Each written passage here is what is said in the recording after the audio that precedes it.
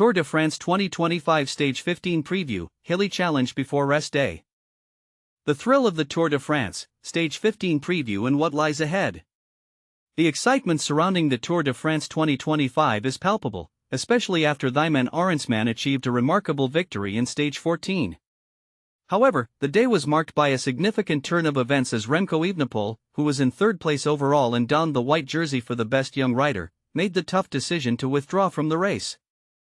The challenging 182.6 km stage, characterized by rain and fog, proved to be too demanding for the 25-year-old Belgian, despite the promise of a rest day following Stage 15 on Sunday.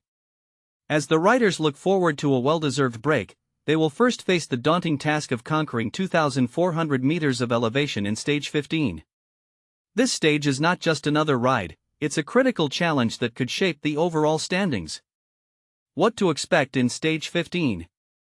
Stage 15 is set to be a pivotal moment in this year's tour, following a series of grueling mountain stages, with a brief yet intense individual time trial scheduled for Friday.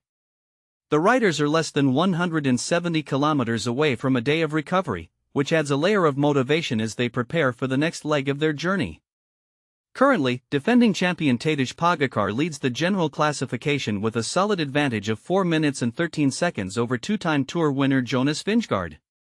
With Evenepoel's exit, Florian Lipowitz has stepped into third place, now wearing the white jersey, but he trails Pogacar by 7 minutes and 53 seconds in the overall standings. In the previous stage from Pau to Superbagners, Arensman showcased his strength by launching multiple attacks and riding solo for over 30 kilometers, ultimately finishing 1 minute and 8 seconds ahead of Pogacar, with Vingegaard closely following. For those tuning in from Canada, Flowbikes will begin its coverage of Stage 15 at 7:05 a.m. Eastern Time, wrapping up around 11:45 a.m. Eastern Daylight Time. Here's a closer look at what Stage 15 entails, a 169.3 kilometer route stretching from Muret to Carcassonne. How to watch Stage 15. Canadian viewers can catch all the action of the Tour de France 2025 on Flowbikes and the FlowSports app. Expect highlights, replays, and breaking news, including recaps and interviews with the riders, available on both platforms. In the United States, the race will be broadcasted across NBC's networks and streamed daily on Peacock. Some stages will also be aired on local NBC affiliates, while others, along with reruns, will be featured on the USA Network. Notably, NBC Sports, Peacock, and ASO have secured a 6-year agreement, ensuring that NBC remains the home of the Tour de France in the US until 2029. The challenge of Stage 15. Despite the 2,400 meters of elevation in sections with gradients exceeding 10%, Stage May 15 feel like a slight reprieve compared to the previous days filled with intense climbs. However, the riders will still face a significant test of their versatility. The varied terrain throughout the 169.3 kilometer course makes it difficult to predict who will emerge victorious. Some stages tend to favor specific types of riders, while others are crafted for thrilling sprint finishes. Although the final stretch of this stage is conducive to sprinters, the preceding hills and climbs will challenge them to maintain their pace or risk missing out on a potential stage win. There's always the chance for daring attacks and breakaways, and if the sprinters can't keep up, the stage winner could very well come from a breakaway group. Will any rider muster the strength and courage to break free and seize this stage? As is customary, the first 3 finishers will earn bonus seconds 10, 6, and 4 seconds, respectively. The added incentive for all riders is the upcoming rest day, allowing them to recharge before tackling the mountains once again. Stage 15 distance. To put it into perspective, Stage 15 of the Tour de France 2025 spans 169.3 kilometers, which is roughly equivalent to 105.19 miles. A look back, Stage 15 of the 2024 Tour de France. Reflecting on last year's race, Tadej Pogacar claimed victory in Stage 15 of the 2024 Tour de France, marking his second consecutive stage win and the third of 6 he would secure during that season. On that day, Pogacar crossed the finish line just ahead of his rival Jonas Vingegaard, extending his overall lead to more than 3 minutes. Tour de France 2025 results so far. Here's a quick recap of the winners from each stage of the Tour de France 2025 thus far. Stage 1 * Philipsen takes stage and yellow. Stage 2 * Van der Poel takes stage, leads GC. Stage 3 * crashes aplenty, Merlier wins stage. Stage 4 * Pogacar collects career win number 100. Stage 5 * redemption for Evenepoel. Stage 6 * dream comes true for winner Ben Hilly. Stage 7 * Pogacar wins stage, takes back yellow. Stage 8 * Jonathan Milan snags first TDF win. Stage 9 * another sprint win for Tim Merlier. Stage 10 * Simon Yates wins, Ben Hilly leads GC. Stage 11 * see the full TDF results here. Stage 12 * see the full TDF results here. Stage 13 * see the full TDF results here. Stage 14 * see the full TDF results here. Tour de France 2025 schedule. The Tour de France 2025 kicks off on July 5 and wraps up on July 27, featuring 21 stages and 2 rest days on July 15 and July 21. Each day, the cyclists start together, but the distance and physical demands vary significantly from stage to stage, influencing which riders are likely to excel. Total distance of the Tour. The entire course for the Tour de France 2025 measures 3,338.8 kilometers, which translates to just over 2,074 miles, spread across 21 stages. Participating teams and riders. Traditionally, the Tour de France features 22 teams and up to 176 riders. This year, there will be 23 teams and 184 competitors. Here's the lineup for 2025. Alpecin de Soninck. Arkia B&B Hotels. Bahrain Victorious. Cofidis. Decathlon AG2 are La Mondiale Team. EF Education Easy Post. Groupama FDJ. Ineos Grenadiers. Intermarch Wanty. Israel Premier Tech. Lidl Trek. Lotto. Movistar Team.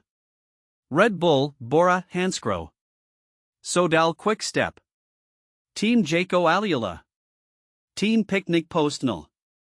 Team Visma Lisa Bike. Total Energies. Tudor Pro Cycling Team. UAE Team Emirates. Uno X Mobility. XDS Astana Team. 2024 Tour de France Champion. In a remarkable season, Slovenia's Tadej Pogacar emerged victorious in the 2024 Tour de France, becoming the first rider since 1998 to win both the Giro d'Italia and the Tour de France in the same year. He further solidified his legacy by winning the 2024 World Championships in Switzerland, making him the first cyclist since 1987 to achieve the trifecta of winning the Giro, the Tour, and a World Championship in a single season. Stay connected with FlowBikes. FlowBikes is your go-to platform for the best cycling coverage from around the world. Be sure to check out the broadcast schedule to catch more of your favorite races in action. Additionally, FlowBikes offers an extensive video library where subscribers can access archived footage from each event for the duration of their subscriptions. Join the conversation. Engage with us on social media. Follow FlowBikes on Twitter, Instagram, TikTok, and YouTube, and like us on Facebook to stay updated on all things cycling. Tour de France 2025, Arensman wins solo stage, Pogacar extends lead. The 2025 Tour de France's final Pyrenean stage delivered high drama, heartbreak, and a moment of redemption for Ineos Grenadiers, but not without controversy. Thymen Arensman, largely unnoticed in the race thus far, seized his moment of glory with a solo victory into Superbagners, rescuing his team's tour from the brink of obscurity. But here's where it gets controversial. Earlier that same day, an Ineos Grenadiers support vehicle struck a spectator on the approach to the Col de Peyresourde, mere hundreds of meters from the summit.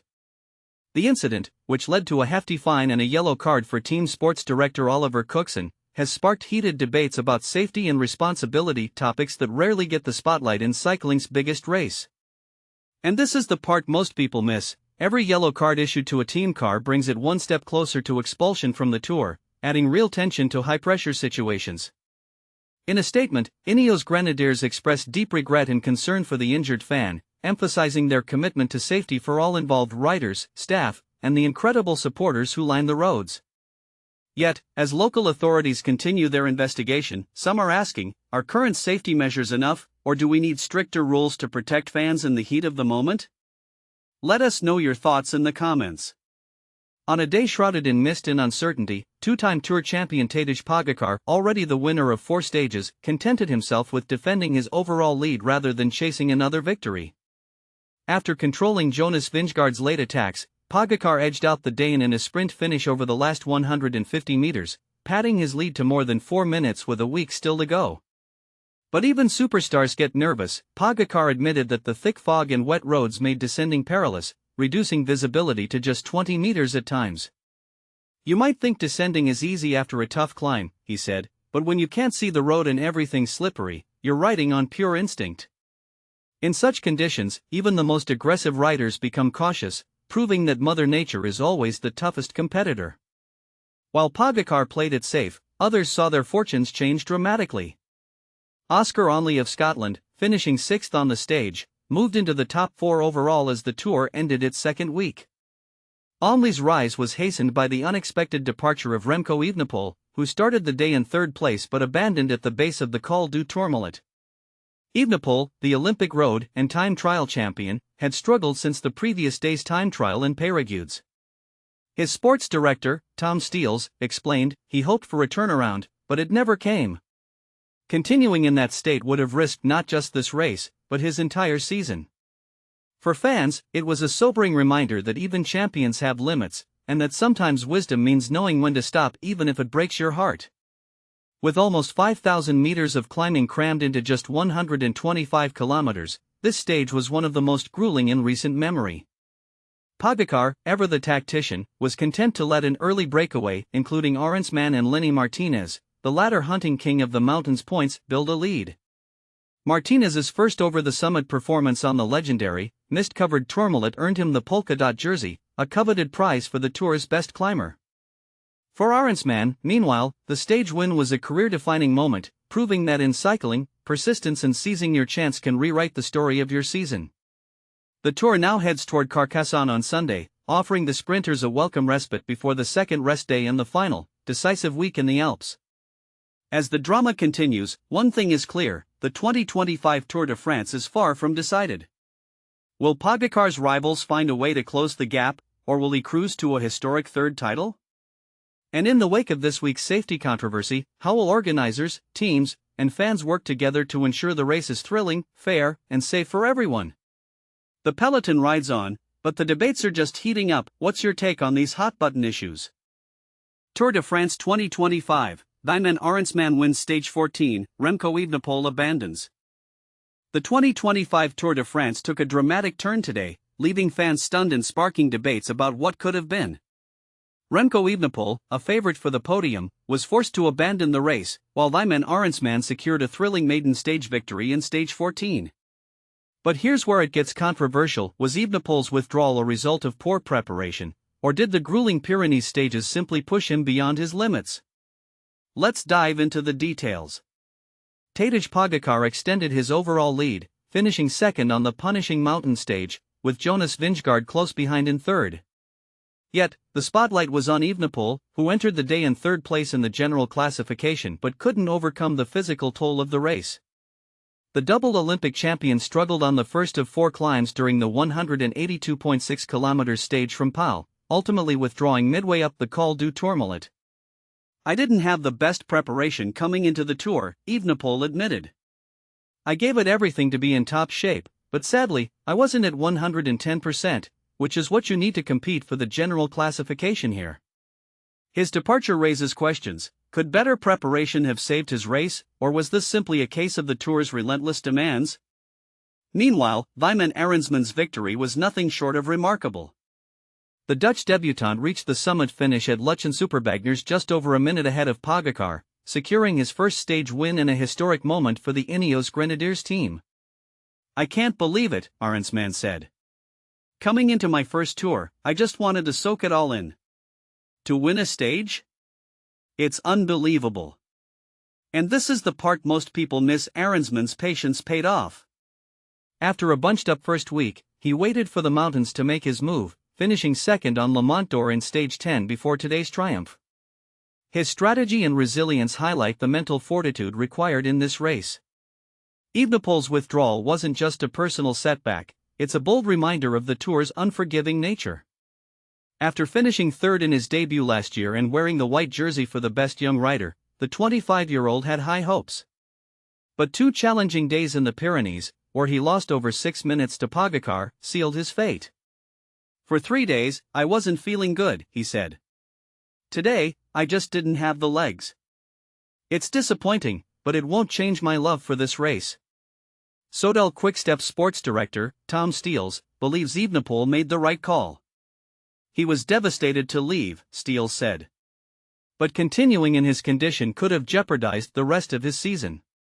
His next goal? Likely the World Championships. The day wasn't without controversy off the bike, either.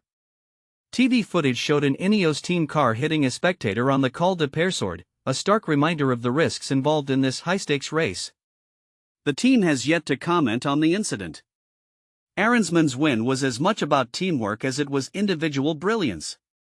Supported by teammate Carlos Rodriguez, he built a 3-minute lead over the yellow jersey group in the final 20 kilometers and held on despite fading in the last climb. "The spectators gave me a few extra watts," he joked. "I can't believe I held them off."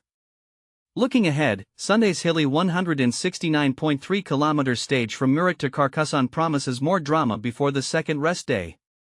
But the question remains, will Pogacar's lead continue to grow, or will Vingegaard find a way to close the gap?